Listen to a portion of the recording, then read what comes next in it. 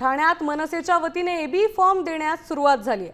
ठाण्यात मनसेच्या वतीने 34 जागा लढल्या जाणार आहेत, त्यापैकी 24 जणांना अधिकृत अर्ज देण्यात आलेत, तर उर्वरित 10 जागांवरती आणि आम्ही प्रश्न विचारणार तुम्हाला की मागील 20 वर्षात तुम्ही नाही करू शकलात, केंद्रात 10 वर्ष 11 वर्ष सत्ता आहे, महाराष्ट्रात 11 वर्ष सत्ता आहे, तरी जर तुम्ही कामाचे बॅनर न लावता हे बॅनर लावत असाल तर हे ठाणेकरांचं आणि महाराष्ट्राचं दुर्भाग्य आहे। अविनाशजी, एक महत्त्वाचा मुद्दा आहे की शिवसेनेची राजकारणातली एंट्री ही ठाण्यात महापौर बसवल्यानंतर झाली होती आणि त्याच्यानंतर हा प्रसंग आलेला आहे।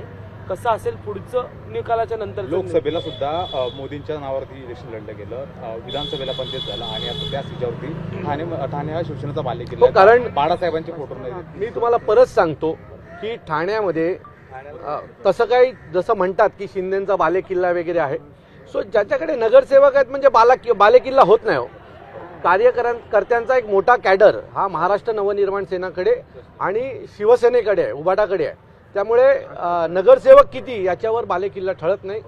तुम्हाला या महानगरपालिकेनंतर कळेल की ठाणे हा बालेकिल्ला शिवसेना आणि मनसेचा आहे। अविनाशजी, ज्याप्रमाणे महायुतीचं मार्गक्रमण चाललंय तसं आव्हान बघताय तुम्ही बीएमसी? बिलकुल नाही, बीएमसीचं मला एवढं माहीत नाही कारण मी त्या प्रोसेसमध्ये नाही, पण ठाणे महानगरपालिकेत तुम्हाला कळेल की असं काही आव्हान आमच्याकडे नव्हतं। 16 तारखेला ज्यावेळेला विजयाच्या रॅल्या निघतील त्या दिवशी कळेल की ठाकरे ब्रँड ठाण्यामध्ये जोरदार चाललाय, कारण ठाणेकरांचं ठाकरेंवर प्रेम आहे आणि येणार मागच्या विधानसभेला ते गेल ते दिसलं।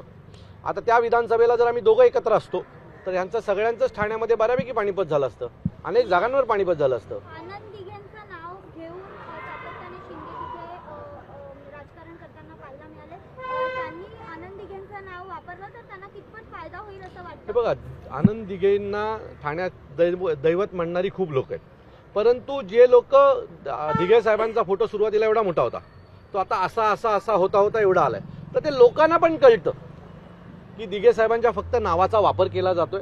दिघे साहेबांचे खरे वारस तर माझ्या मते राजन विचार आहेत, केदार दिघे आहेत, हे सगळे दिघे साहेबांचं जे कार्यालय होतं मठ होतं, आता त्याला 5 स्टार कार्यालय बनवलंय।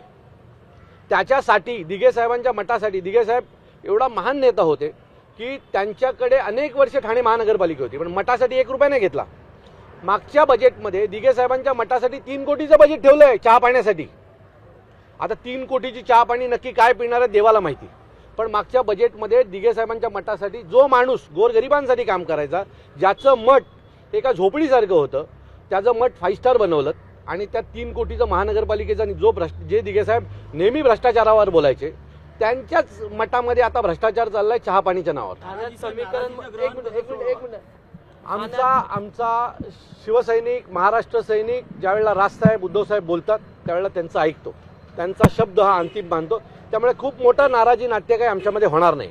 आमच्याकडे इच्छुकांची संख्या खूप मोठी आहे, पण ज्यावेळेला आम्ही त्यांना पटवून सांगतोय की कशाची काळाची गरज काय, त्यावेळेला तो थोडासा डोळ्यात पाणी आणतो, पण पुन्हा दुसऱ्या दिवशी कामाला लागेल एवढी आम्हाला खात्री आहे। शिवसेनेचं मनोमिलन झालंय, पण राष्ट्रवादी मनसे आणि शिवसेनेचं मनोमिलन झालंय का एकत्रच लढणार? आमच्या सगळ्यांचं मनोमिलन घट्ट मिलन जेवण सगळं झालेलं आहे, त्यामुळे तुम्ही काही काळजी करू नका। आम्ही तिघही जण एकदम आनंदी आहोत, सुखी आहोत आणि पुढचा संसारही नीट करू। धन्यवाद।